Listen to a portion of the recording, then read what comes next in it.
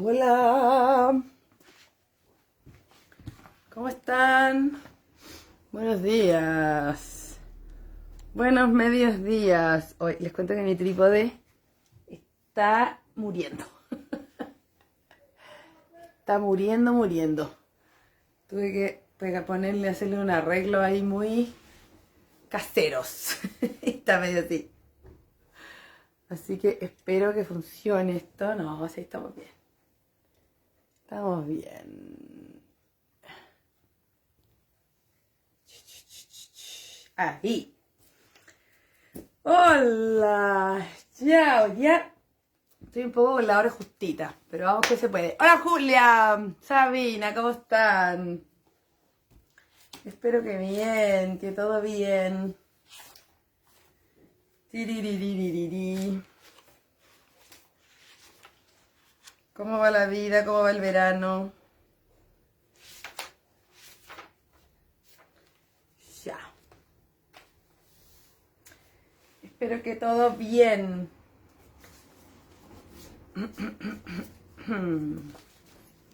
Ya, aquí tenemos el material. Bueno.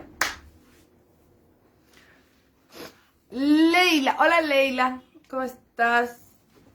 Gracias por estar. Bueno, hoy día es el último live en rigor de un ciclo grande. O sea, no, mentira. La próxima semana es el último live, que es el número 100, y vamos a tener un receso. Vamos a tener un receso porque obviamente me merezco unas vacaciones después de los 100, ¿o no? Ay, algunas tienen calor. La Julia dice que está fresco, milagro, sí, porque en tu ciudad yo sé que superan los 40, ¿no? Wow, heavy. Qué fuerte. Bueno, les contaba que hoy día es el live número 99. Oh my god, qué impresionante. Sí, la próxima semana es el live número 100. Recuerden que tenemos un live especial, un programa especial, junto a Jimena Mart.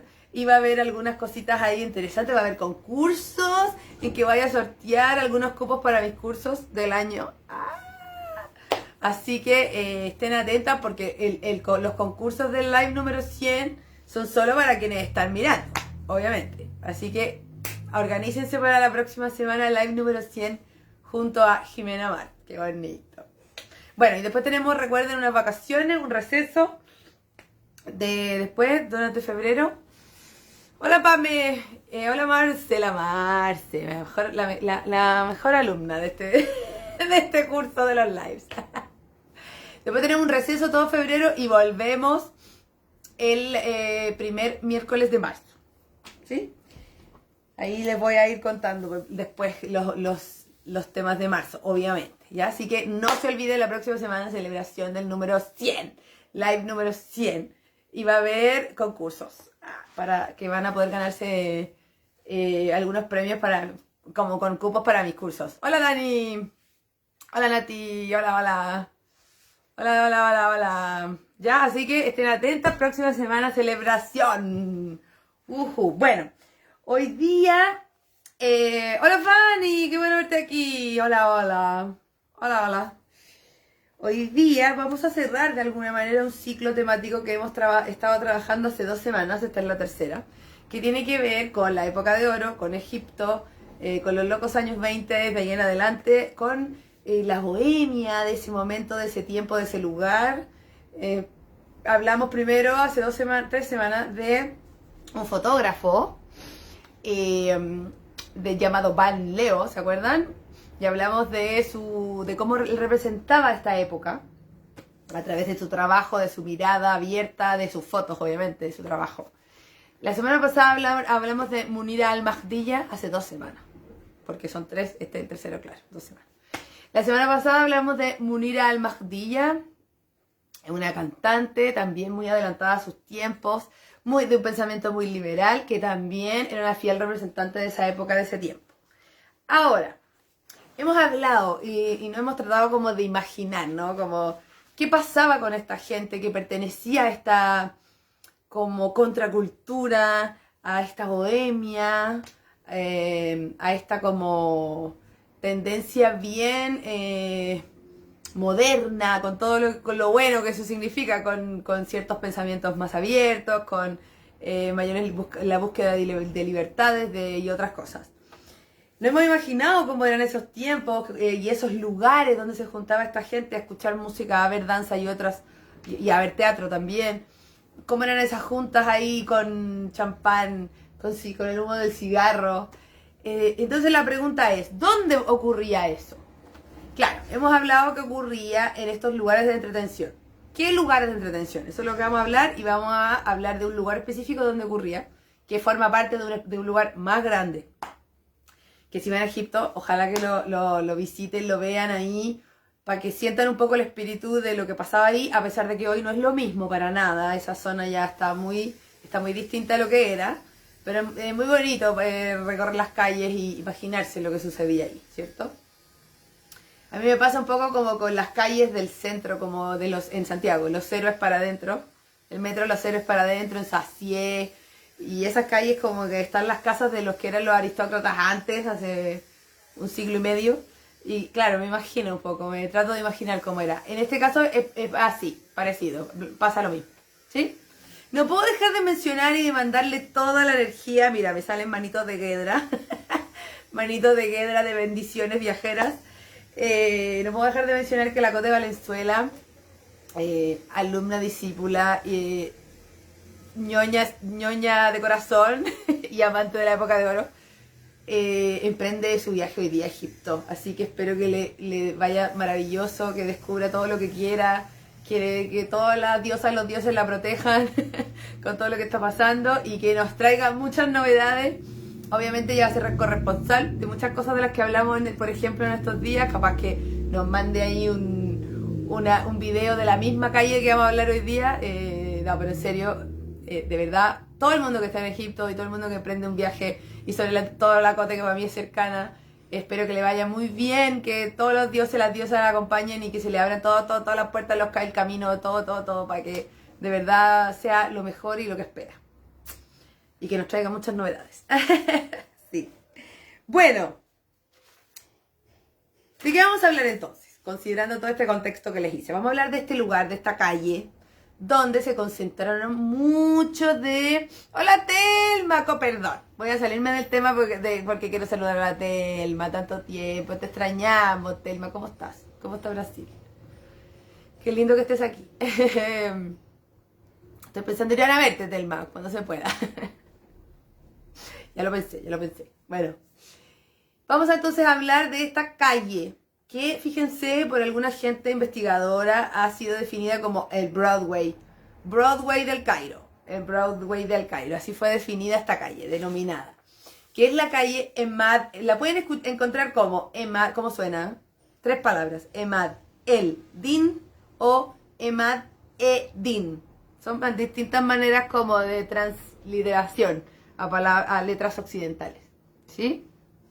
Éxito para la Cote, sí, ¿cierto? Y un saludo a todas las que están en Egipto. La Paz Solar, no sé si estará todavía Gada, que vive allá con su familia.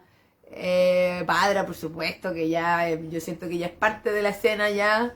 David, el querido David. Anan, que ya no está en Egipto, pero anda por ahí, en otros lugares. En Nigeria, imagínense, qué locura. La Estela Marí también, en la quinta región, también anda por allá. Uf, mucha gente. Perdón si se me olvida alguien. Mucha gente. Pero bueno, la Cote vuelve, pero ella estará allá, po. Yo me iré manejando el martes, si Dios a Copiapó. ¡Oh! Bueno, éxito también para todas las travesías que vienen. Éxito para todas las travesías. Ya, la calle Emad el-Din o Emad e-Din, la Dani Cerda también, verdad, que está como, que para mí ella es como familia como parte de la tribu de Gada. Como que no la pensé separada. La calle Emad el-Din o la calle Emad el-Din es una calle que se transformó principalmente desde los años 20. De hecho diría en 1915, 1920, 1925, 1930, por ahí, como les decía, hasta los 40, 50. En este así, fue denominada como el Broadway del Cairo. ¿Por qué? Porque concentró muchos cafés. Hay una manera de decir esto en francés, que me sale pésimo, pero lo voy a decir igual. Café chantant, que son cafés cantantes. Cafés cantantes. Casinos. Después, eso es posterior. Y salat. Todas esas palabras pueden encontrar para... y cines, por supuesto. Cines. Por supuesto. Muchos cines. Los primeros, obviamente, estuvieron ahí.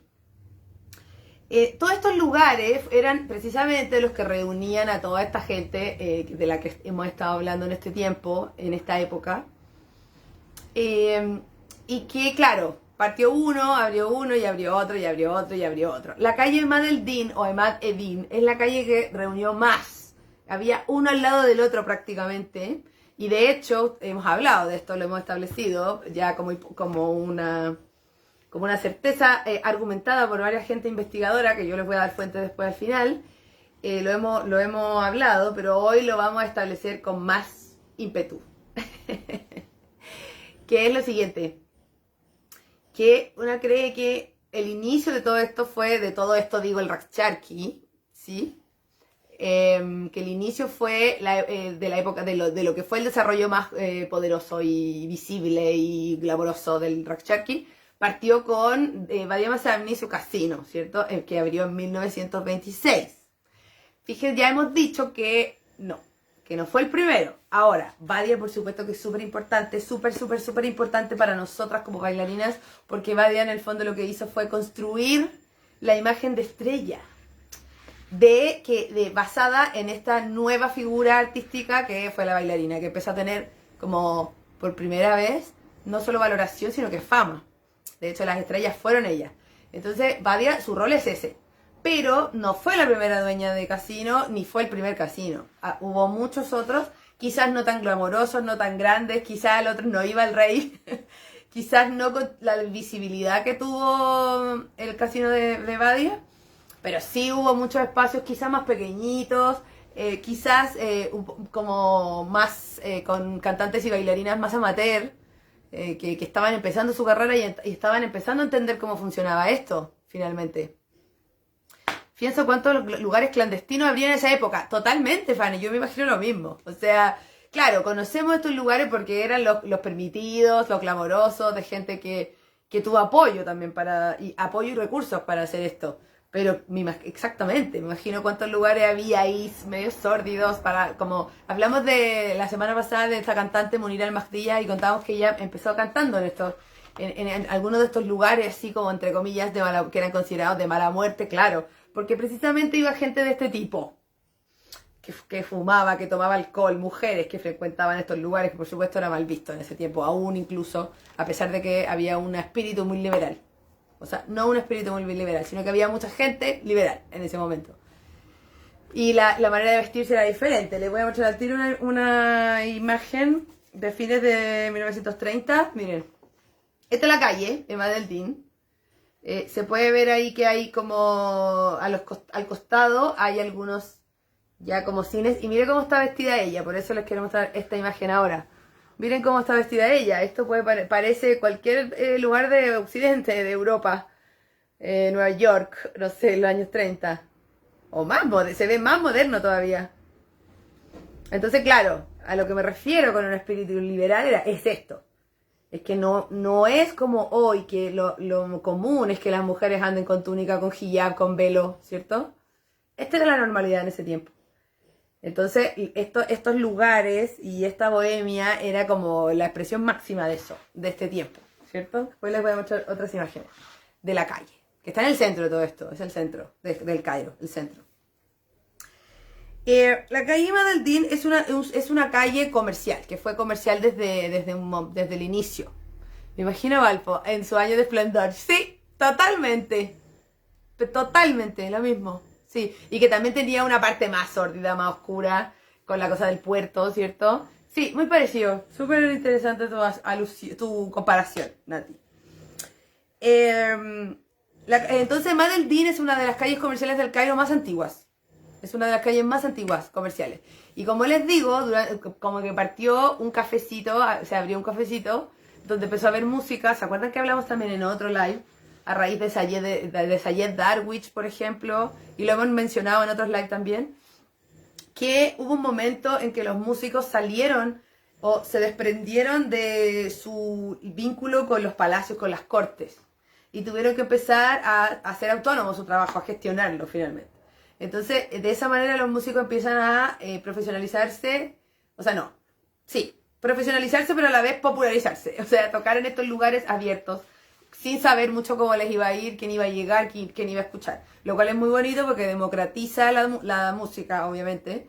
Entonces, todo partió así, pequeñito, pero cada vez fue creciendo, también con la industria del cine, que empezó a crecer también, y con, obviamente, toda la mirada que había desde Occidente al Cairo. De hecho, esta zona, la zona más grande que aloja la calle Madeldin, que se llama Esbequilla, ya vamos a hablar de eso, es un distrito, Esbequilla. Esa zona era comparada con el lugar donde está el Moulin Rouge, por ejemplo, en París, y con otros lugares donde Broadway, como les decía también en Nueva York, como que de verdad se comparaba en ese tiempo sobre todo con otros lugares, porque más encima los turistas que podían llegar a este lugar, al Cairo, iban a este lugar, podían ver cosas de Music Hall, pero a la vez podían ir a las pirámides, al desierto, entonces era como todo junto, era muy impresionante. Muy impresionante. Entonces, de verdad, el Cairo y Egipto se transformó en un destino súper concurrido para Occidente en ese momento, en los años 30, 40, 50, 60. Habría habido mucha migración campo-ciudad. Claro, o sea, no sé si de campo, así como del sur, súper sur, sino que de pueblos y lugares cercanos al Cairo, sí, de todas maneras, porque Egipto es grande, es muy grande, entonces el sur es como todo otro mundo. Entonces no sé, porque además los músicos del sur tocan música del sur. Entonces no sé si caía tan bien en esta nueva tendencia que estaba surgiendo de música, esta música popular, que mezcla lo refinado con lo popular o rural, precisamente. No, porque claro, en el sur tocan Miss Marrey, Baba con Calabella, como que no era lo que se estaba desarrollando en ese momento. En ese momento, claro, había una sensación popular que se estaba generando con esta canción moderna que nació con Sayed Darwish, pero igual eran músicos que se vestían occidentalmente, usaban tarbush, ese gorrito, fez, el gorrito de la cabeza. Entonces, sí hubo migración, pero no de un espacio rural absolutamente, o de músicos rurales absolutamente, porque en realidad todavía seguían separados. Y hasta el día de hoy, ¿ya? O sea, si ustedes ven, no sé, la misma Badra, por ejemplo, si bailan en un matrimonio, está su orquesta de músicos que tocan los instrumentos típicos de una orquesta, los refinados y los occidentales, no sé, oud, canun, teclado incluso también, por supuesto, todos los que tocan percusiones, acordeón, y ya. Y por otro lado, como que hay otra orquesta que son los músicos folclóricos. Entonces, por ejemplo, si se casa alguien del sur, van los músicos Saidi, que son específicos, que son que van con Calabella, van con rebabas, con bismaris, una música específica, distinta. ¿Sí? Eso. Entonces, claro, hubo migración, pero no de lugares tan lejanos, sino que pueblitos o ciudades pequeñitas cercanas al Cairo. Sí, porque sobre todo para los que se estaban dedicando a la música, porque se empezó a transformar esto en una gran oportunidad, porque había muchos lugares, chiquillos. O sea, de verdad toda la calle estaba llena, y en la calle Madeldin estaba lleno de estos lugares, desde 1890, o sea, no, antes había, en Madeldin necesariamente, porque hay otras calles también, ya les voy a nombrar algunos lugares y otras calles cercanas a Madeldin, en todo este distrito más grande que se llama Esbequilla. El primero del que se tiene conocimiento es un lugar que se llamaba El Dorado. El Dorado. Hay un artículo muy bueno de una mujer maravillosa, que en este momento está en el Cairo, de hecho. No está en el Cairo, está en Luxor. Como que yo le seguí su viaje. Caché que estaba en el Cairo, ahora está en Luxor. Que se llama Heather D. Ward. Heather, como Heather el nombre en inglés. Heather. Heather D. de dedo, punto, Ward. W-A-R-D. Heather D. Ward. Ella es una súper investigadora del Cairo, de los Salat, de los inicios, como de los antecedentes de la época de oro de la danza oriental, de las Gawazi, de las Sawalim, y ella tiene un artículo que se llama En búsqueda del dorado, y habla precisamente de este casino, que es el del primero que se tiene como registro a través de las crónicas de viajeros, sobre todo. Que cambió de lugar, además. Estaba en un lugar, en el centro igual, pero después se cambió a Esbequilla. No es Madeldín, pero al ladito, como a la vuelta. En este distrito más grande del cual forma parte Madeldín, que es Esbequilla. Así que ahí tenemos un casino. De hecho, se tiene conocimiento del Dorado como desde 1870, imagínense, desde 1870. Después se supo que en 1885 se cambió de lugar y que funcionó como hasta 1905, imagínense. Y si había un casino ya en ese momento es porque había artistas que se presentaban ahí, obviamente, ¿cierto? Miren, por ejemplo, hay una imagen, esta es la típica imagen del Dorado. Esta es la típica imagen del Dorado en que ustedes pueden ver que son gawasis o agualim. Son entre gawasis y agualim, con músicos, etc. Entonces, es muy importante este momento porque... Nati, no sé si te puedo leer porque no encontré mis lentes. No sé si veo, a ver. Me embragaron el material en el que eludía ninguna a esta migración. Cairo, que el día del Baladi. Ya, el Baladi. Sí, leo el Baladi. Me voy a conectar con eso. No puedo leer mucho, chiquillos, porque no encontré mis lentes. Perdón. Escríbeme palabras clave cortitas para poder hacerlo. Perdón. No sé, la canela que me lo metió debajo del sillón. Lo ha hecho otra vez. Baladi, sí. Además, este es el tiempo en que el Baladi se empieza a desarrollar también con la canción moderna desde Sayed Darwich. Entonces, claro, hay toda una movida de música nueva, hay muchas cosas pasando. Los cantantes, las bailarinas que están transformándose en solistas, los casinos que están naciendo, el cine, las estrellas del cine, todos los occidentales que viven ahí. O sea, de verdad es todo muy efervescente y muy clamoroso. Está el rey, que le gusta más encima. Entonces lo enaltece esto y pone plata. Y otros inversores de extranjeros también ponen plata. Y están los que graban discos. Entonces los músicos no solamente empiezan a hacerse conocidos porque tocan en vivo, sino que los empiezan a grabar. La gente escucha la música. Le puse entusiasmo porque de verdad es muy impresionante lo que pasa en este tiempo. Y el Baladi es un fenómeno más, que se suma a todo esto. ¿Me entienden? Ya, entonces, estábamos en el Dorado. Esa es una imagen muy interesante y es súper bonita esta historia, que es la que estudia, investiga y registra Heather D. Ward. Se llama Nissan St. Louis en Instagram. Ella, yo quiero entrevistarla. Hace tiempo que quería entrevistarla, pero estoy viendo cómo lo hacemos con la traducción. Bueno, ella registra precisamente, investigó este periodo de transición. De hecho, tiene un libro que se llama Belly Dancing Transition, que es el periodo y los lugares desde que, como el Dorado y otros, se presentaban las gawasis y las awalim, y pasó a ser el casino, como que pasó a transformarse en lo que conocemos como el casino Badia, que bailaban las bailarinas de traje 2 piezas y eso. Eso pasó en 40 años. En 40 años hubo este cambio así, full. Mucho cambio. Las mismas, no se cree que las gawasis se transformaron en bailarinas de Rakcharki, no. Más bien las bailarinas de Rakcharki venían del Baladi, ¿cierto? Ahí también tiene que ver con lo que comentaba la Nati. Pero sí es muy interesante cómo la escena, cómo los lugares empezaron a transformar lo que ofrecían al público. De hecho, el Dorado, por ejemplo, en 1970, al principio de cuando abrió, había músicos que tocaban vals de Strauss. Muy europea la cosa.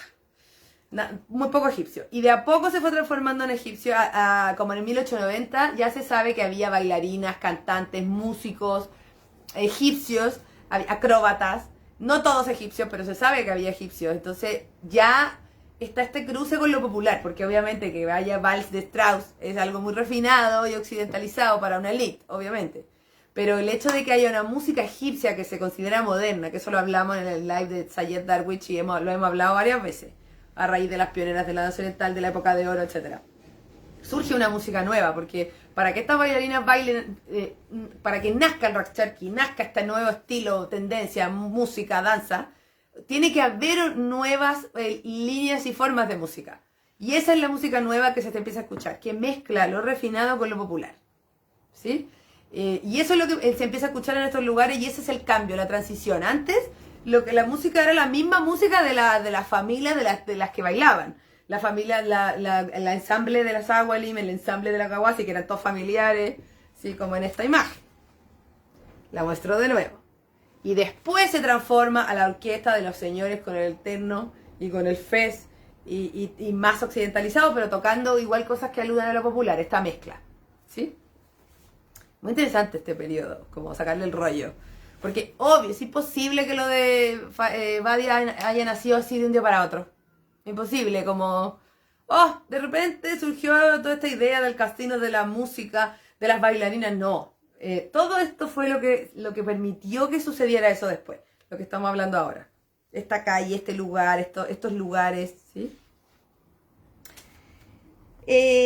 Bueno.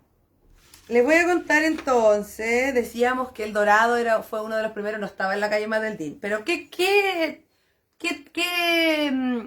lugares famosos o teatros o cines había en la calle Madeldín, que pertenece al distrito de Uzbequilla, que es una zona más grande? Ya vamos a hablar un poquito de Uzbequilla. Estaba, por ejemplo, el Teatro Naguib Al-Rihani, que fue uno de los teatros más notables de Egipto en general, que recién cerró o ya dejó de funcionar con la revolución en el 2011. En ese momento dejó de presentar cosas, porque la revolución en Egipto en el 2011 fue como el estallido aquí. Hay cosas que cambiaron, pasaron cosas. Entonces, en ese momento se detuvo y no como que hubo un momento en que se iba a estrenar algo, parece que no se estrenó. Y ha estado un poco detenido desde ese momento, después vino la pandemia, etc. Pero imagínense, o sea... Estamos hablando desde fines del siglo XIX hasta ahora, o sea, por lo menos un siglo, más de un siglo estuvo en funcionamiento. El teatro Naguib El-Rihani, que se presentaron muchas cantantes, ¿se acuerdan que hablamos a raíz del live de la semana pasada, de Morir al-Mahdiya? Que antes las famosas eran las cantantes, después lo fueron las bailarinas, pero primero fueron las cantantes. Y en este lugar, por ejemplo, se presentaron muchas de las cantantes famosas, que después fueron famosas. Cuando empiezas a sacar el rollo te vuelves loca. Claro, exactamente. Todo se mezcla, lo político, lo artístico, lo social, obvio, ¿sí? Que así son los fenómenos, finalmente. La cultura es parte de todo eso, de todo ese cruce, ¿cierto? Y lo escénico no siempre es la verdad, entre comillas, ¿no? Es una verdad igual, pero no es lo real. Puede que lo escénico esté tapando una realidad. Con lo que pasó, por ejemplo, con los ballets rusos en el tiempo de Nureyev. Que demostraban algo que no era verdad. No, estaban todo lo contrario, tapando algo. Entonces, siempre hay que ponerle ojo a lo escénico, sobre todo si no es de nuestro contexto. Ya, en Madeldín también estaba el Teatro Mohamed Farid, que tenía el nombre de un escritor, que hoy es un cine, que todavía existe. También estaba otro cine súper antiguo que se llama Cosmos, que se trasladó recién en 1980, pero funcionó hasta ese momento ahí en Madeldín.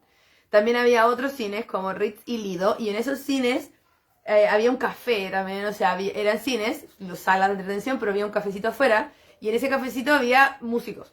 Entonces también era una especie de café cantante, café chantant, como se decía en París, que no era un casino con un escenario, sino que más chiquitito, más... como casi una especie como de previa de lo que iban de lo que se iba a presentar como en el cinematógrafo. Bueno, y en los años 80 lo que empieza a pasar es que ya se cierran los salat, los pocos que quedaban, los salat, lugares de entretención, que había música, danza, magos, otras cosas. A veces había también apuestas, media piola, pero había también. Eran lugares de apuestas y eso. Eso cierra, empieza a cerrar por un montón de fenómenos políticos, sociales, lo mismo que comentaba la Nati. Entonces, en ese momento, los 80 en la calle Madeldín, como que deja de ser del Broadway del Cairo y se transforma en un lugar de cine más bien y una zona comercial. Hay hartas tienditas, también había unos almacenes antes, o sea, antes, pero después de la época de los Salat, hubo unos almacenes, así como Almacenes París, de una familia súper famosa en Egipto. Y estuvo mucho tiempo ahí, pero eso también se acabó. Y hoy hay tienditas nomás, algunas tienditas y cines. Y en los 80 lo que empezó a hacer es que se abrieron multisalas, como esos cines con multisalas, como el Hoyts. Que tampoco fueron tan exitosos, pero algunos resisten todavía en Madeldín. Hoy día, aquí hay una cita de una niña que se llama Heba Helmi, que también es investigadora de este tema y que estuvo allá hace como 3 años, y dice que hoy es una calle tranquila y poco iluminada. Hay algunas tiendas a cada lado de la calle, pero arriba, en los edificios, si miras a lo alto de los edificios, puedes ver el sofisticado estilo Gedive de los años 30 y 40, tiene que ver con esta idea de un Cairo moderno, que también venía como de la época Gedive, de los Gedives. Otra vez, política, sociedad, todo unido. ¿Qué otras calles había y qué otros lugares había alrededor?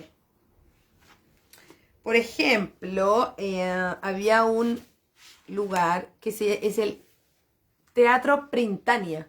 ¿Se acuerdan cuando hablamos de la semana pasada de Munira Al-Mahdiyya, que ella debutó en un teatro, debutó de manera así como más rimbombante en ese teatro, en el Teatro Printania, que se mantiene su fachada, no, por supuesto que no funciona, pero se mantiene su fachada. Lo que pasa con Ezbekiyya, vamos a hablar de eso, de Ezbekiyya específicamente, que es el distrito grande de esta zona del centro, donde está inserta la calle Emad el-Din. Ezbekiyya pasó por varios cambios, pero siempre fue un lugar, porque Ezbekiyya se inundaba, eso pasaba, se inundaba, porque está a la vuelta del Nilo, está cerquita. Entonces se inundaba. Entonces en un momento, como que se decidió dejar eso ahí y transformarlo en una laguna. Entonces, bonito, pues, que hay una laguna ahí al medio del centro de una ciudad, es como muy bonito. Entonces se empezó a transformar en un lugar muy que generó el interés de la gente de clase alta, y empezó a hacer sus casas ahí, alrededor como de esta lagunita. Obviamente el agua ahí no era natural, entonces empezó a generar problemas también en las construcciones, en las casas. Y después le sacaron el agua. Y ahí específicamente... hoy no veo nada aquí. ¿Por qué está tan oscuro? Me decía, no tengo lente. Dios mío. Bueno, Ismail Pachá, no lo voy a encontrar, pero me acuerdo. Ismail Pachá, que él tuvo esta idea como de un Cairo y de un Egipto moderno, decidió como aspirar, no, succionar el agua y transformarlo en otro tipo de espacio, que eran los jardines. Entonces sí nacieron los jardines de Ezbekiyya, que eso sí los pueden encontrar en Google Earth. Hay varias imágenes de los jardines de Ezbekiyya como desde arriba. Y esa zona fue súper importante, insisto, para la clase alta, la aristocracia. Entonces, por esa razón también los lugares de entretención, con mayor razón, estuvieron alrededor de esa zona, porque esa misma gente era la que frecuentaba estos lugares. ¿Entienden?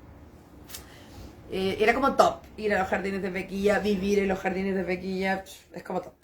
Hoy día, ya está de capa caída, no, nadie puso más, nadie más invirtió en los jardines, porque los jardines hay que mantenerlos.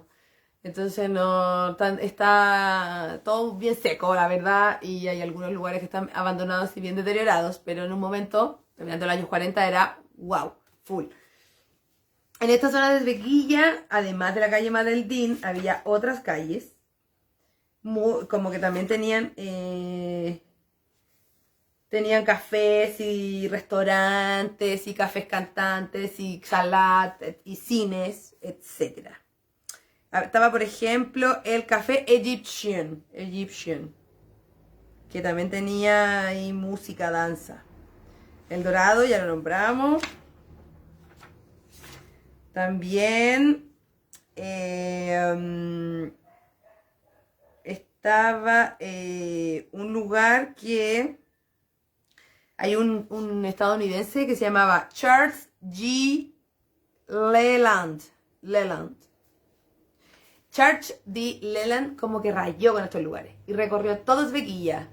Recorrió todos los lugares de entretención de Ezbekiyya. Había uno que se llamaba Kursal también, un casino que se llamaba Kursal, que creo que lo tengo aquí. A ver. Sí. Había troles también, por eso quizás les recuerda a Valpo también. Ya, ese es otro lugar, otro casino de la zona de Ezbekiyya, no en Emad el-Din, pero por ahí, cerca. Bueno, y este señor, Charles G. Leland, más o menos en 1870, en 1873 específicamente, hizo un recorrido por todos estos lugares, imagínense, bien antes. Y los registró y él además, porque en ese tiempo, en 1870, lo que hablábamos, bailaban las gawas y las awanim. No existía todavía la bailarina de Rakchanki. Entonces él además tiene toda en unos libros que hizo de viaje, en unas crónicas de viaje, además de contar de estos lugares de entretención, cuenta sobre las bailarinas. Y es una de las pocas opiniones imparciales que hay sobre las gawasi, porque todos los otros, ¡ay, qué feas! ¡Ay, qué grotescas! ¡Oh, son gitanas! ¡Oh, son negras! Tienen la piel rara, oscura, no usan velo como las otras. Había estado muy sesgada la opinión, que se notaba también como la impresión de esta gente como que no tenía mucho cómo procesar quiénes eran estas bailarinas. En cambio, este señor, Charles G. Lennon, fue bien neutral y como que no dejó de expresar su sorpresa, pero sin juzgar, en el fondo. Y dice cosas muy interesantes, como que... Y explica cómo funcionaba el negocio, él investigó también, o sea, preguntó cosas, como cómo les pagaban, quiénes eran, si eran familia los que bailaban y tocaban, y cosas de ese tipo. Entonces, este es un registro muy importante porque es previo a todo lo que pasó con Badia y otras. ¿Me entienden? Bueno, y en los años 20, como les decía, o sea, a principios de los años 20, a fines de 1910, onda 1915, por ahí en adelante, ya empiezan a surgir los salat un poquito más específicos, que son los antecedentes de lo que hizo Badia. Antes eran más mezclados, eran entre café, restaurante, café cantante y también cine, como que era todo más mezclado. Y eso tuvo su esplendor, obviamente, en la época de oro, 30, 40, 50. Les voy a mostrar un poco la evolución de Emadeldin y Esbequilla. Bonito, ¿no? Esta me gusta porque está tomada de arriba. Se ve como movimiento. Este era un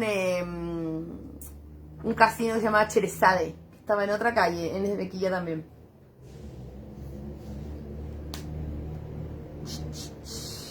Esos eran los que después fueron los almacenes. Ahí están los almacenes. Esa es más actual. Bueno, muy interesante recorrer esta zona. Yo creo que es súper importante conocer como este espacio. ¿Qué es lo importante de todo esto que estamos hablando? De esta zona, de este distrito de Esbequilla, de los jardines de Esbequilla, de toda esta movida de la entretención y de todos estos espacios de entretención que se establecieron en ese lugar. ¿Qué es lo importante? Que son de verdad el antecedente para que el Rakchanki tuviera, como que se germinó, para que después se cosechara lo que fue el Rakchanki. De verdad es el antecedente. Todo lo que pasó ahí, de la gente que era empresaria, de los músicos, de las bailarinas que empezaron a nacer en ese momento, de esta transición entre Gawase y Awalim y lo que se transformó en la bailarina de traje de 2 piezas, que fue más bien una creación de Badia. De verdad, este tiempo y este lugar es el antecedente para que pudiera pasar todo eso otro. Por eso es tan importante, y es importante que lo conozcan. Y también a mí me parece que es muy interesante pensar, imaginar un tiempo de libertad de mente, de cultura efervescente, de artes reunidas, del libre pensamiento, que a veces choca un poco con lo que vemos en Egipto hoy y con lo que hemos hablado que ocurrió después, que fue esta saudinización de Egipto. Entonces me parece que es muy importante e interesante ver que es un proceso, que todo es un proceso, que hay cambios y que lo que de hoy no es lo más abierto o moderno, sino que hubo momentos que quizás hubo más apertura. Con mucha mezcla de lo moderno y lo antiguo, sí. Desde lo arquitectónico, desde la música que conserva la tradición, pero mira hacia como también mezcla cosas, exactamente. Sí. Imagínense lo que mostrábamos de esta niña ahí caminando por esa calle sola, con un vestido corto. Cosa que hoy es muy difícil de ver en Egipto. No es tan común verlo hoy, imagínense. Entonces de verdad es muy interesante imaginarse este momento, este lugar. Vieron cómo era Munir al-Mahdiya, que imagínense, con los hombros descubiertos ahí, antes de que pasara todo lo que pasó con Badia y etcétera. De verdad invita a reflexionar respecto a los procesos sociales también, ¿o no? Es como lo material. sólido. Es como material sólido de la evolución de la danza. Claro, claro. Igual recuerden que en los inicios de los lugares de entretención de Emma Deldin y desde aquí en general, no había danza. O sea, no en todos, quiero decir. No era tan común que hubiera la danza. En El Dorado había danza, pero eran las gawas y las agualim. Todo lo otro empezó a pasar después. ¿Quién? ¿Quién fue la primera? ¿Ves?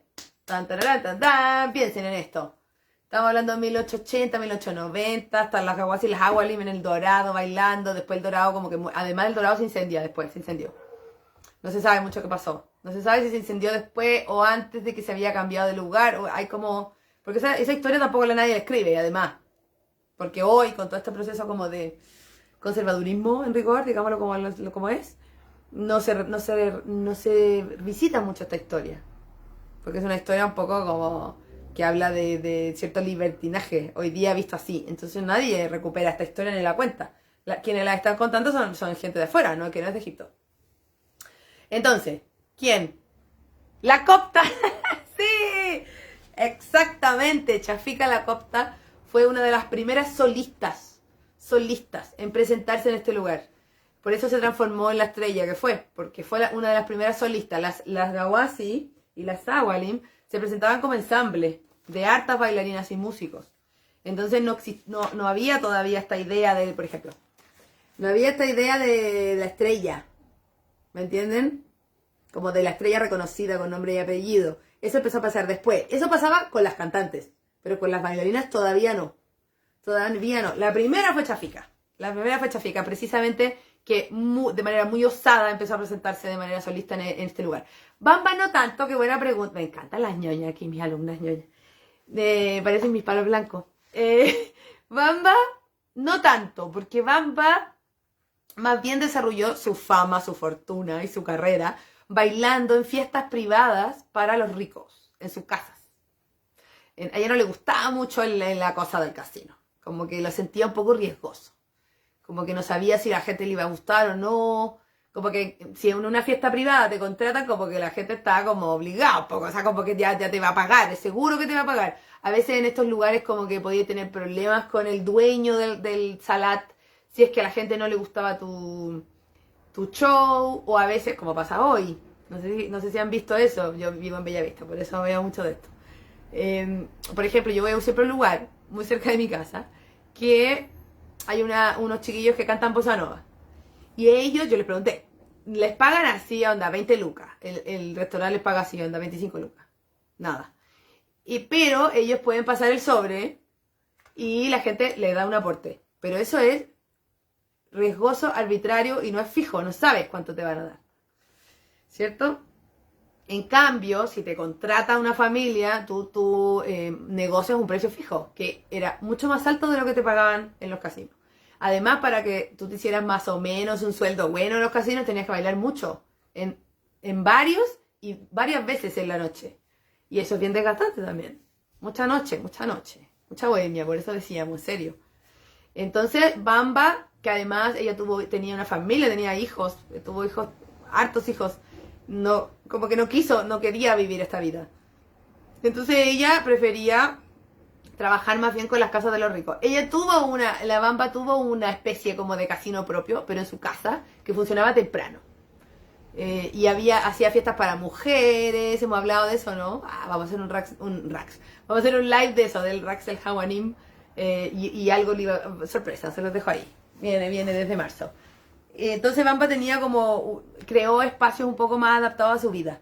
Pero Chafika no, Chafika se mandó con toda la noche y Chafika también tuvo un lugar de entretención que se llamaba Las Mil y Una Noches, que era muy elegante. Entonces, claro, eso es distinto porque ahí tú eres la dueña. Entonces las ganancias son para ti y si encima solo bailas tú, no tenés que pagarle a otras. ¿Me entiendes? Entonces era distinto un poco lo que pasó entre las dos. Lo otro que hacía Bamba, lo hablamos, ¿se acuerdan? Bamba era una dama así, decente, con hijos, se acostaba temprano, era muy jefa, muy como una mamá un poco de todo este grupo. La Chafika era acosadora, entonces era distinto también, por eso. igual tiene que pensar, chiquilla, el tiempo que estamos hablando, de principios del siglo XX. O sea, son muy adelantadas a sus tiempos estas señoras. Muy. Bueno, y otra cosa que hablábamos de Bamba, ¿cachar? Es que ella lo que hacía era algo muy entretenido, muy interesante. Me encanta porque se cruza lo popular con lo refinado, con la aristocracia, que es algo que viene de la calle, con lo ritual devocional. Hay muchos temas involucrados. Que es que Bamba lo que hacía era que montaba ceremonias de zar en la casa de los ricos. Así nomás. Claro, porque la señora, esposa de un aristócrata que viaja a París, que su ropa es de París, que se peina, no va a estar sometiéndose al zar ahí, tirándose al suelo, transpirando con... No, no. Entonces Bamba creó esto que era una ceremonia de zar montada, pero que la gente al verlo sentía que tenía el mismo efecto, pero no lo experimentaba. Entonces tenía una bailarina que hacía de la que vivía, experimentaba el zar. Y la gente estaba de público. Muy bueno. Igual a veces sí, una que otra señora aristócrata puede que se haya sometido y que algo hacía. Pero obviamente no es lo mismo que pasaba en los pueblos. Que la que experimenta el zar lo da todo, está ahí en el máximo exorcismo, ¿cierto? Me encanta eso, ese dato, que de algo que hacía Bamba. Porque cruza muchos temas, ¿no? Sí. Para eso, claro, hay otra que como que le hace el trance, como sí. Porque además es gente que no es absolutamente espiritista, que no viene de pueblos ancestrales, sino que usa esto como una cosa más, como media exótica también. De hecho, la gente que lo contrataba era gente igual un poco abierta de mente, porque la gente que profesa el Islam más conservador no le gusta nada el zar. No, porque es pagano, es animista. Es una ceremonia que va en contra de lo que dice el Islam. Entonces igual era gente más abierta de mente. Sí, como que tenía una cosa ahí más, como que le llamaba la atención, no sé, como meditar ahora, como cantar. Kirtan. ¿Sabes lo que es el kirtan? El kirtan son los cantos devocionales de India, como la Snatam Kaur, toda esa gente. Y que a los gringos les encanta, se juntan a cantar y como ya, es como eso. Llevar un zar a tu casa era como eso, como que era algo que no hace todo el mundo. Eso. Muy inteligente, Bamba. Porque tiene que haber cobrado caro, yo creo. Entonces, claro, pues, era más seguro. No te arriesgaba a estar ahí quizás cuánto rato que el dueño del casino te dijera, no, larga, sigue, no sé qué. A que no te dieran plata, a que de verdad pasaban cosas también. Había peleas, pues si la gente había mucho alcohol y hashish y todas esas cosas. Esas cosas terribles que me han contado a mí. Bueno. Había peleas, había cosas que tenían que... También nunca, o sea, no está escrito, pero lo más seguro también es que se hayan querido propasar con alguna bailarina, algún soldado británico, o sea, de más. Entonces, claro, era un espacio riesgoso y con muchas cosas que superar. En cambio, en una casa que te contratan, todo está más conversado y es más seguro. Muy inteligente, Bamba. Muy inteligente. ¿Qué más? Preguntas. Preguntas relativas a lo que hemos hablado. A ver, cuéntenme. Para ir cerrando este tema que hemos visitado durante tres lives de este tiempo de la bohemia y de los locos años 20 en el Cairo y estos lugares de entretención. Hay otra calle famosa en el Cairo. No sé si la han escuchado, que es la calle Muhammad Ali. Ya, eso es otra cosa. Vamos a hablarlo en otro live. Igual es un aporte que lleve lo popular a la aristocracia. ¡Claro! Por eso les digo que me parece muy interesante el cruce. Yo siento que esta época de principios del siglo XX fue precisamente eso. Se basó en eso. Porque, o sea, no sé, pensemos, voy a ponerme extremista y caricaturesca, pero piensen en las pirámides. Estaban, o en el Egipto faraónico, estaban los faraones, que eran la representación de los dioses en la tierra, o sea, ya a un nivel de jerarquía, pero el máximo. Y estaban los súbditos que construyeron las pirámides, que se morían haciendo eso. O sea, la separación era absoluta. Eso nunca ha pasado mucho, vamos a hablar un poco de eso. Yo he evitado el tema para no tener ahí como, porque creo que, claro, es muy fácil si uno está afuera empezar a hablar de ciertas cosas y como... A veces hablan de Chile y uno le da lata. Entonces, claro, yo quiero que esté muy argumentado. Pero me gustaría hablar de del clasismo en Egipto. Lo voy a hacer así con todas sus palabras. Cosa que permanece hasta hoy. Se ha ido como de alguna manera en ciertos casos como disipando, pero por un montón de problemas políticos en que ha hecho que la aristocracia también ha tenido que, como que ha caído. Entonces como que ha habido cierto como nivelación. Pero en rigor esa diferencia de clase extrema existe hasta el día de hoy. Pero este tiempo de principios del siglo XX me parece muy importante porque precisamente es un momento en que hay un cruce. Desde la cultura, desde la música, desde la danza. O sea, niñas bailarinas pobres fueron admiradas por la aristocracia. Eso no había pasado nunca. Los bailarines, los faraones ni siquiera visitaban sus pirámides. Su primera vez era cuando... Claro, era como el cementerio, la cuestión más. Sí, cierto. Claro. Eso. Bueno, así que las invito a conocer más de esto. Tienen varios nombres, hemos hablado de varios lugares, de estos teatros. Si van a Egipto, traten de darse una vuelta por estos lugares. Es muy bonito entender este pasado, que fueron las bases de lo que pasa hasta el día de hoy. O sea, la época de oro es tan importante por eso, porque marca un inicio de algo que tiene que ver con lo que nosotras hacemos hasta el día de hoy. Pero esto que hablamos son los antecedentes, que quizás las cosas ahí cambiaron, se movieron. Yo les recomendé el libro de la Heather D. Ward en el live sobre la bibliografía, ¿se acuerdan? Tiene una portada roja. Espérenme un segundo que voy a ir a buscar mi tablet para mostrarles la portada. Voy. Porque es importante que la conozcan a ella, es importante que conozcan ese libro, porque en realidad... Claro, yo complemento todo lo que les cuento con distintas fuentes, pero ella es una super fuente para este tema.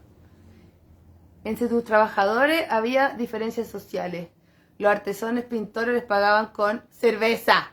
No sabía. Cacha. Bueno, eso pasaba también aquí, ¿eh? Bueno, hay gente en Egipto que no tiene sueldo. Que, por ejemplo, gente que es conserje de un edificio de clase alta y no tiene sueldo, le pagan con que pueda vivir en un rinconcito del hall.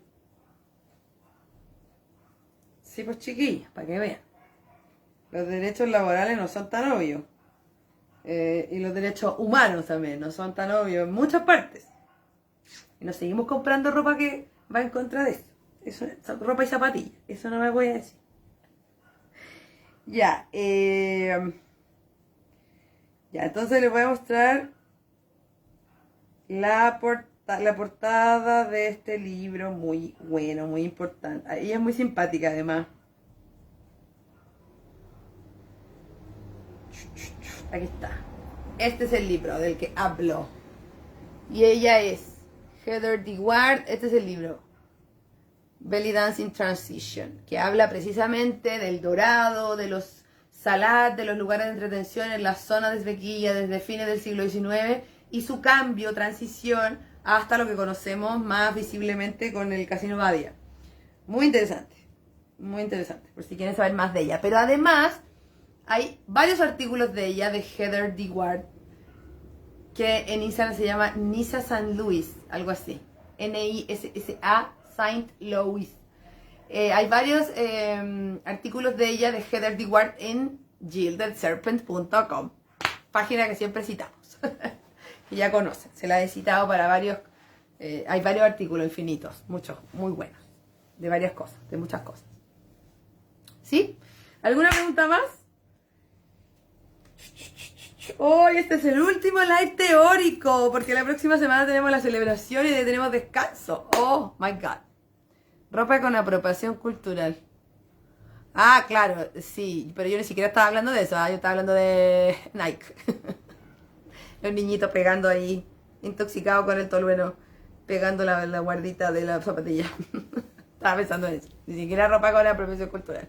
Estaba hablando de explotación, así de plano. Dios mío, yo lo vi en India, lo vimos. Niños trabajando en eso, como más encima... como una prenda que viene de Bangladesh, de India, de Pakistán, va a ser tan barata. No puede ser. Eso es porque a alguien no le pagaron. Porque a veces entran en liquidez. Ese es otro tema. Me fui en bola, perdón. Es que ando pensando en eso. Ando con ese tema. Ando con ese tema y ando con la neurociencia. Estoy pegada con la neurociencia. Dios mío, qué interesante. Qué interesante, qué interesante. Se entienden tantas cosas. Como que me parece que un tema que me permite tener... como entender el mundo y estar más abierta a entenderlo también, es la empatía y todo el lado espiritual, ¿cierto? Como de ese, como la compasión y todo lo que plantea el budismo, por ejemplo. Pero otra es la neurociencia. Como que de verdad hay cosas que uno podría entender y ponerse en el lugar de las otras de los otros con eso. Muy interesante. Bueno. Ya. ¿Alguna pregunta más? Lean estos artículos, las invito, vean estas imágenes. Es muy interesante. Por ahí, pírense. ¿Por qué no podríamos hacer como una obra o una muestra de danza que se llame Del Dorado al Casino Badia? No sé. Y mostramos esa transición. No está todo registrado, obviamente, pero hay varios registros. También, la otra que habla de eso es Wendy Bonaventura, en La Serpiente del Nilo. También describe mucho la danza de las Salme, de las Gawasi, en estos lugares y en la calle también. Así que igual ahí hay un material bien interesante. Todo puede ser una inspiración, lo hemos dicho. Todos, considerando que es el live número 99 y que estamos como de alguna manera cerrando un ciclo, quiero decir eso, que todo esto que hemos hablado, todo esto es un motivo de inspiración. Todo puede ser algo en lo que se puedan basar para crear, para llevar su danza, ya sea desde lo histórico, ya sea desde una emoción, de lo que les genera algo. Todo lo que hemos hablado, todo, y en todas las aristas que hemos hablado. Todas las personajes de las que hemos hablado, la música, la historia, los debates que hemos tenido respecto a... Vamos a hacer ese resumen la próxima semana igual, como de los temas que hemos hablado. Pero todo puede ser un material para que las aclare, para que las inspire y para que las lleve a crear libremente, entendiendo lo que van a hacer y teniendo una voz respecto a esos temas, como una opinión. Y de eso se trata. No se trata solamente como de una competencia de quién se sabe más nombres y fechas. Eso no sirve para nada porque queda muerto ahí en tu mente. La idea es que lo transmitamos, que lo compartamos, que le demos vida a través de nuestras creaciones, de nuestra danza, no necesariamente escénica. Puede ser en un espacio de clases, por ejemplo. Como, no sé, si estamos pensando en los ritos de los pueblos ancestrales, recrear eso en una clase, como sintiendo que somos una tribu. Es hermoso. No necesariamente tiene que ser escénico, además. También los invito a pensar en eso, ¿sí? Bueno, ya, pues, eso sería el tema de hoy. Próxima semana tenemos el live número 100. Lo digo de nuevo porque hay gente que a lo mejor no estaba al principio. La próxima semana vamos a celebrar el live número 100. Tenemos una gran invitada que es Jimena Mart. Y va a haber concurso. Y los premios van a ser un poco autorreferentes, pero bueno, es lo que tengo. Si alguien quiere ofrecer un premio, estoy dispuesta. O sea, estoy abierta. Lo agradezco. Si alguien quiere ofrecer premios para estos concursos de los live número 100. Lo que yo tengo para ofrecer son cupos para mis cursos del 2022, que ya están todos definidos. Si alguien que no es mi alumna, no ha sido mi alumna durante la pandemia, quiere recibir esa información, me puede escribir por interno porque tengo un PDF. Tengo un PDF con toda la información porque si no les tendría que mandar chorro mil afiches. Entonces mejor tengo el PDF porque ahí está todo explicado, ¿ya? Si quieren saber lo que hay, que les lleva de todo. Oye, ¿y vieron las obras? A propósito de obras, ¿vieron las obritas de mi escuelita? ¿Qué les parecieron?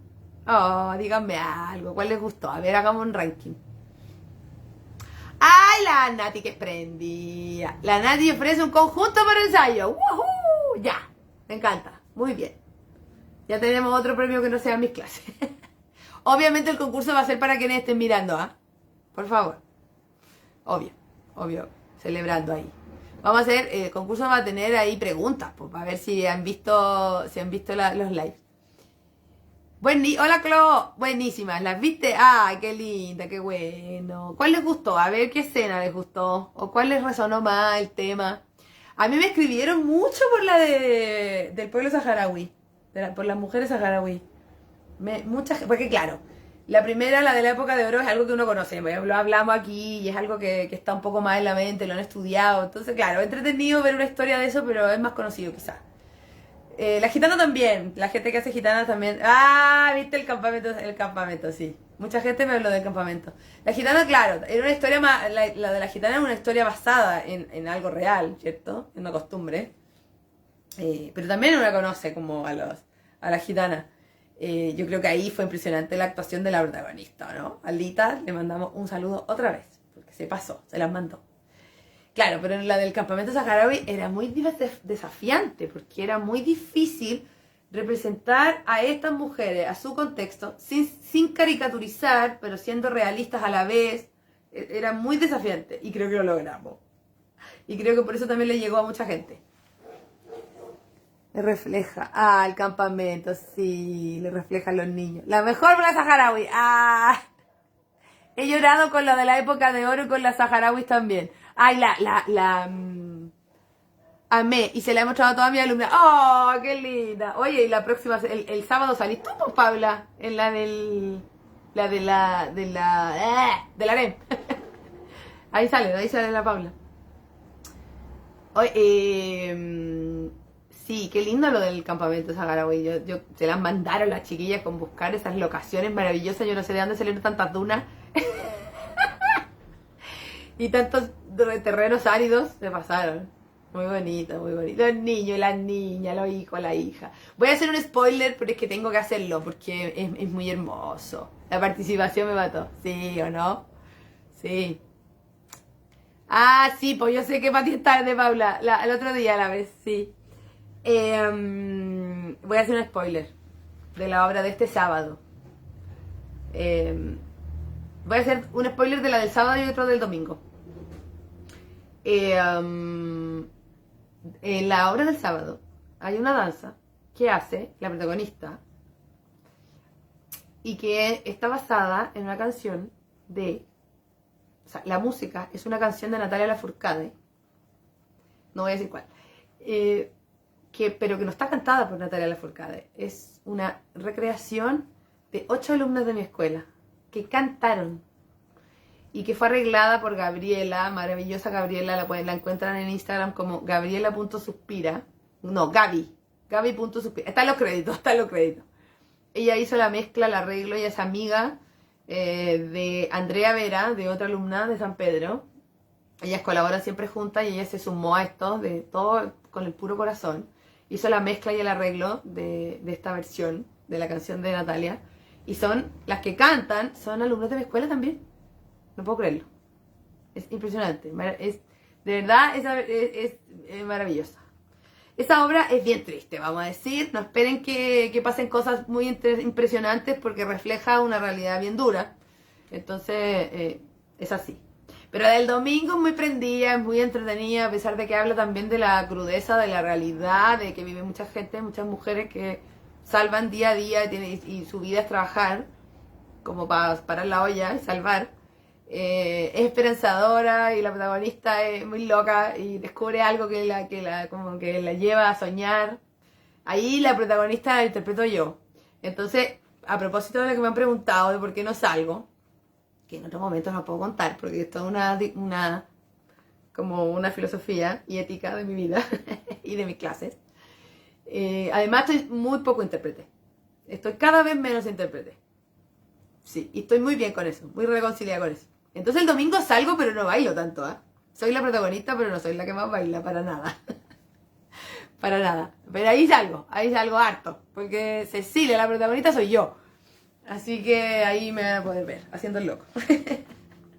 Es loquilla la protagonista. Me afloja también, me afloja. La hermana la reta todo el rato, le tiene que chicotear los caracoles, me encanta esa expresión. La hermana que la interpreta la Jimena Bañino, que se llama Mercedes en la obra. Ella es mi hermana mayor y me tiene que chicotear los caracoles todo el rato porque yo como que me cuesta. Así que tan bonitas. Son dos historias que en la forma se ven diferentes, pero en el fondo son muy parecidas. Hablo de la historia de las mujeres y y de ciertas cárceles que tenemos ahí impuestas, y de cómo sorteamos eso o cómo buscamos la libertad finalmente. Así que va a estar bonito igual. Ya pues, mi gente, les quiero decir que, bueno, el otro miércoles nos encontramos para el live número 100. No puedo creerlo. Me da como que me da la guatita. Me da como una emoción. No puedo creerlo. Por todo lo que implica, ¿eh? O sea, por haber mantenido este espacio. A veces a uno le cuesta como la perseverancia, ¿no? Entonces como seguir adelante y que algo llegue a que como que una vea concretamente que esto perduró en el tiempo y que como que se cumplió una etapa, lo encuentro impresionante. Y también todo lo que hay detrás, todos los debates, el intercambio, todo lo que no hemos conocido, todo lo que hemos abierto temas, lo que hemos visibilizado, un montón de cosas, eso me llena el corazón, porque ya no están ahí muertas, empolvándose adentro de mis cuadernos y de mi mente, sino que están ahí afuera para ustedes, es de todas, y ustedes lo pueden seguir visibilizando y lo pueden seguir pensando y compartiendo. Y eso me hace muy feliz, muy feliz. Ya tengo la información de mis clases, como les dije. La que quiera recibirlo, que no fue mi alumna, porque mi alumna se los mando igual por interno a cada una. Más encima les recomiendo que es lo que les recomiendo tomar este año. Si no fueron mi alumna o dejaron de ser mi alumna durante un tiempo, me lo pueden pedir. Y lo tengo en un PDF muy explicadito. Hay de todo.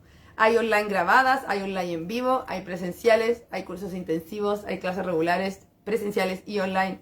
De todo, casera. Así que me dicen, yo iba a hacer un live para explicar esto, lo iba a hacer el viernes, pero parece que no lo voy a hacer nada el viernes porque tengo algo que hacer el viernes. Voy a avisar cuando lo hago. Yo creo que lo voy a hacer la próxima semana, puede que sea el otro viernes, el 4 de febrero. Ahí voy a hacer un live en Instagram, no aquí, en Instagram, para explicar todo lo que lleva la parrilla de mis clases el 2022, ¿ya? Porque a lo mejor si leen el nombre, bueno, el PDF está explicado, pero si ven el nombre puede que no entiendan. Por ejemplo, el curso de entretenedoras o el curso regular de danzas de Marrakech a Rayastán, puede que no entiendan así específicamente, ¿cierto? Entonces por eso lo voy a explicar. Este sábado hay un taller. Ah, verdad, me encanta que me pase el aviso la Nati. Sí, tengo un taller online que se llama Tu mirada orientalista. Un taller de creación inspirado en estas mujeres maravillosas de inicio del siglo XX, no en Oriente, sino que en Occidente, que se inspiraban en Oriente para sus creaciones, como Ruth Sandenis, Teda Vara, Mata Hari, por supuesto, Tortola Valencia, Maud Allan, Lois Fuller y otras. Vamos a inspirarnos en ella, vamos a conocer su trabajo y vamos a encontrar nuestra mirada orientalista para crear en base a eso, sin miedo y siendo fieles a nosotras mismas. Eso, ese taller es este sábado, a las 11. Va a quedar grabado. Si no lo pueden ver en vivo, se lo puedo mandar. Así que vale 12 lucas. Y es de 11 a 2. Me hablan por interno si les interesa. Ya, pasé todos los avisos. Nos vemos la otra semana. Prepárense para el live número 100. Preparen las preguntas que le van a hacer a la Jime, porque aprovechenla. Ya no siempre dice que sí a estos espacios como tan visibles. Así que aprovechenla porque ya tienen muchos secretos, muchas cosas que contar y entregar. Así que preparen preguntas, compartan y estén presentes para el concurso, para los concursos. ¿Ya? Ya, un abrazo muy grande. Que estén muy bien. Cuídense, que hay muchos contagios. Vamos que se puede, protección. Con este número de contagios, o sea, menos que de este número de contagios, estábamos en la cuarentena máxima antes. ¿Cachai? Cómo cambian las cosas son los procesos. O sea, al final uno se acostumbra. No queda otra, pero hay que tener más conciencia todavía. Así que eso nomás. Cuidarse, autocuidado y empatía. Creo que esa es la base y la magia para todo. Ya, un abrazo, que estén muy bien. Linda tarde, buena semana. Nos encontramos el otro miércoles para el último live de este ciclo, no puedo creerlo. Ya, besitos. Chao, chao.